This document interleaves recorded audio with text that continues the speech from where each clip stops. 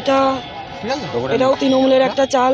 আর এটা যারা করেছে তারা হচ্ছে সৈকত দাস, দিলীপ মল্লিক, এনারাই তিনজনকে পাঠিয়েছিলেন ওনাকে তোলার জন্য। এবার ওনাকে বাইরে, উনি যখন কুকুর ডাকছিলেন, উনি বাইরে বেরোতে ওনাকে পুরো তিনজনে মিলে জাপটে ধরে ওনার শাড়ি ছিঁড়ে ওনার মুখের ভিতরে গুঁজে দিয়ে এবার শাড়ি দিয়ে বাগানের ভিতরে নিয়ে বেঁধে ওনাকে নিয়ে চলে যাওয়ার চেষ্টা করেন। এবার সেখানে যখন কুকুর ডাকে, ওনার ঘরে মেয়ে ছিলেন, মেয়ে যখন মা করে চিৎকার করে, আশেপাশে সবাই জেগে যায় এবং তারা টস মারতে ওনাকে হাত মুখ বেঁধে ওনার বুকে আর্মস রেখিয়ে বলেছিলেন যে যদি চিৎকার করেন তাহলে আপনাকে এখানে মেরে ফেলবো। আরও মানে বাজে ল্যাঙ্গুয়েজে ওনাকে গালাগালি করা হয়। আমাদের সৌভাগ্য যে ওনার জীবনটা বেঁচে গেছেন।